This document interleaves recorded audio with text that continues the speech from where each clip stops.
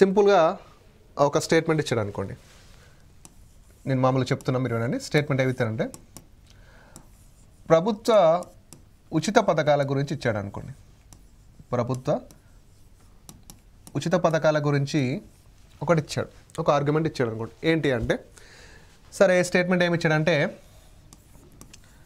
నిరుద్యోగ భృతి గురించి డిస్కస్ చేస్తాడు. నిరుద్యోగ భృతి అంటే స్టూడెంట్స్కి నిరుద్యోగ భృతిని ఇవ్వాలి అని ఒకటి డిస్కస్ చేస్తాడు. నిరుద్యోగ భృతిని ఇవ్వాలని డిస్కస్ చేస్తాడు. అయితే ఆర్గ్యుమెంట్స్ ఏమంటుండంటే ఎస్ వాళ్ళకది ఫినాన్షియల్గా, ఓకేనా, ఎస్ వాళ్ళకది ఫినాన్షియల్గా సహాయపడుతుంది అని ఒకటి ఇచ్చాడు. నో, అది వాళ్ళల్లో కాంపిటీషన్ని తగ్గిస్తుంది, అంటే కాంపిటేటివ్ స్పిరిట్ని తగ్గిస్తుందని ఇచ్చాడు. ఓకేనా.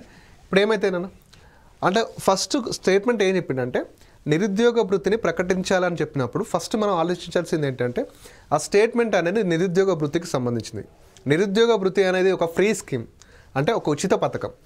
ఆ ఉచిత పథకాన్ని గురించి ఆలోచించేటప్పుడు ఎస్ ఫినాన్షియల్గా కొంతమంది స్టూడెంట్స్కి సహాయపడుతుందంటే ఎస్ ఎగ్జాక్ట్గా సహాయపడుతుంది. ఇప్పుడు చాలామంది స్టూడెంట్స్ ఫినాన్షియల్గా స్ట్రగుల్ అవుతూ గవర్నమెంట్ జాబ్స్కి ప్రిపేర్ అవుతారు.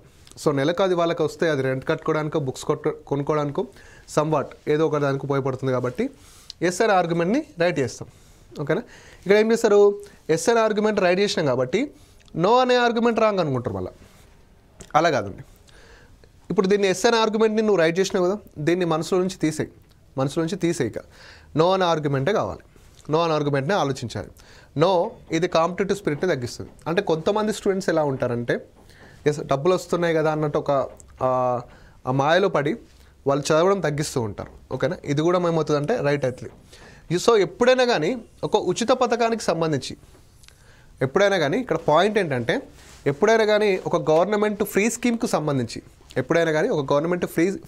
సంబంధించి పాజిటివ్స్ ఉంటాయి అండ్ నెగటివ్స్ ఉంటాయి.